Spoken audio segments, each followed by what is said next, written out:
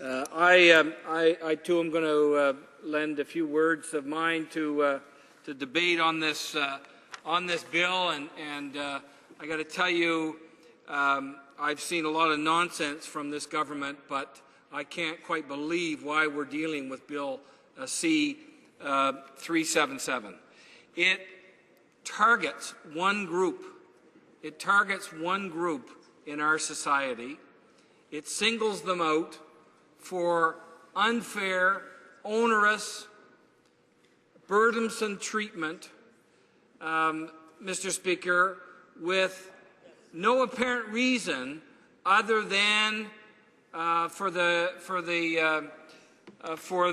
purpose of making mischief and attacking and driving unions out of our communities. And I don't understand. I don't know the sponsor of this bill, where he comes from or what his community, if he remembers the history of his community. But I want to ask him and other members opposite to think a little bit about the freedoms that we cherish in our community and in our country.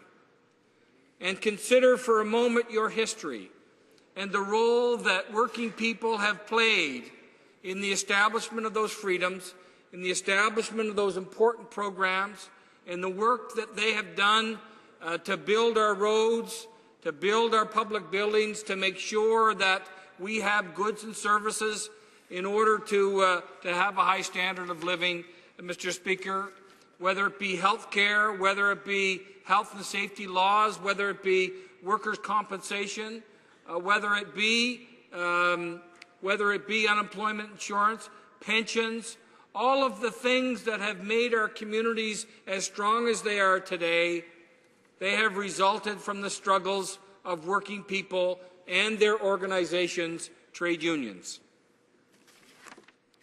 They do not deserve this kind of attack.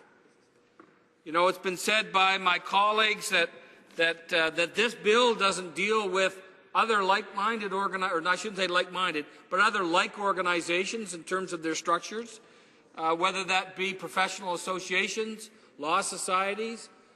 Doesn't touch the Canadian Federation of Independent Business, for example. It doesn't deal with any other organizations in the same way that it attempts to single out trade unions. And as has been stated by my colleagues, I have often said that trade unions are one of the most democratic organizations that we have in society. The revenues, the resources that unions have to deal with are as a result of dues, as a result of contributions by members, contributions from their work, from the pay that they receive from doing their work. And how that money is spent is determined by those very same workers. And if any member has any question about how these unions deal and make those decisions and hold their unions accountable, I'd like to take them out to a general membership meeting.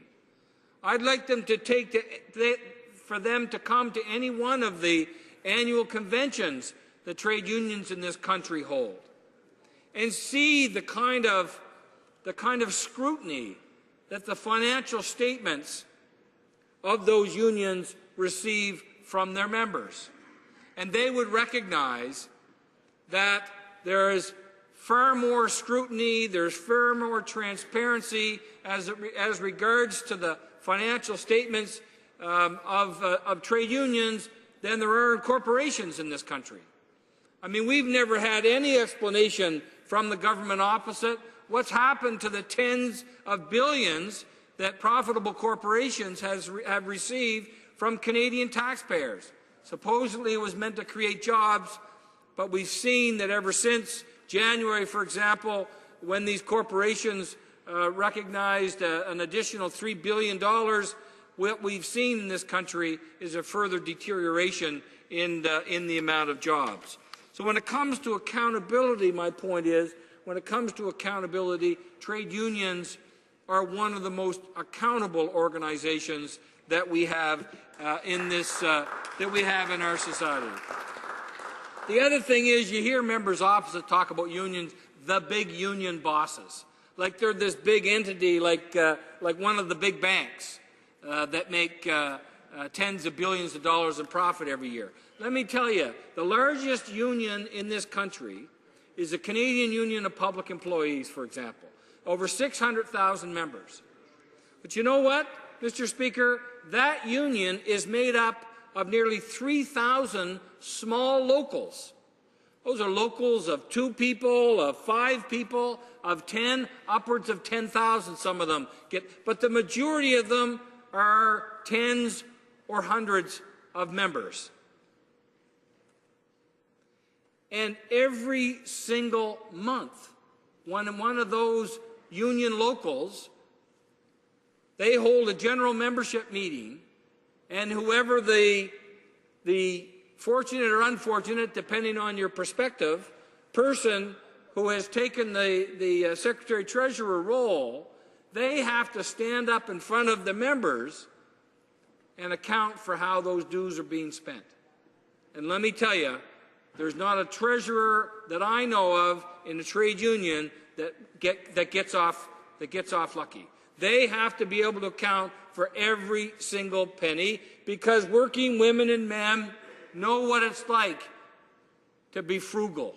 They know what it's like to be accountable, and they want to know how their money is being spent. In fact, I would say to you, that's what drives me, and that's what drives many members on this side, is the concerns that working women and men in this country have about how this government is spending its resources. But why would we not expect this government to be attacking unions through a bill like this?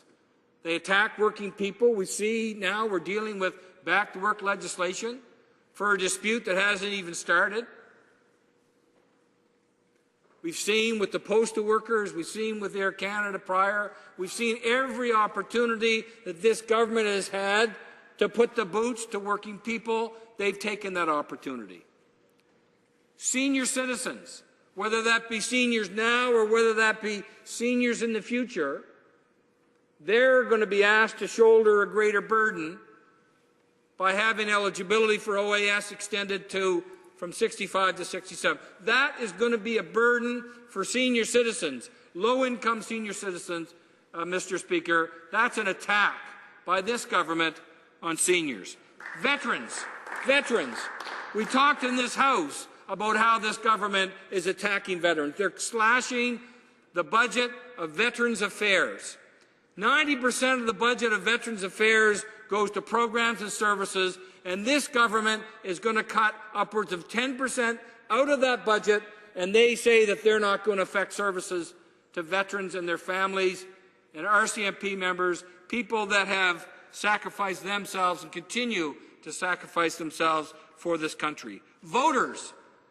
They're attacking voters. We see it every day, a new revelation of what this Conservative government has done in terms of trying to suppress the rights of Canadians to vote for the people that they want to vote for. That's another group of people that have been under attack. The military, past living differential.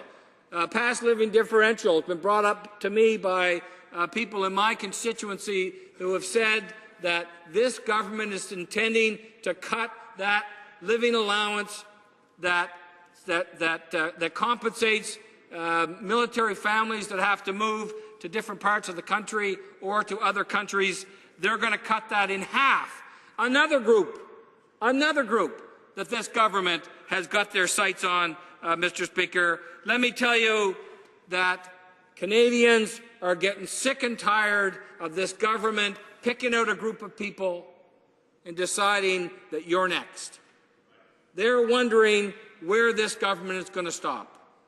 And our job in this House, whether it be debating Bill 377 or whether it be the attack that this government has on Canadians' privacy through Bill C-11, we're going to stand up every single day. We're going to use every breath to fight this government, to stand with Canadian families, to make sure that this government backs off, and in 2015, that's it. They're gone.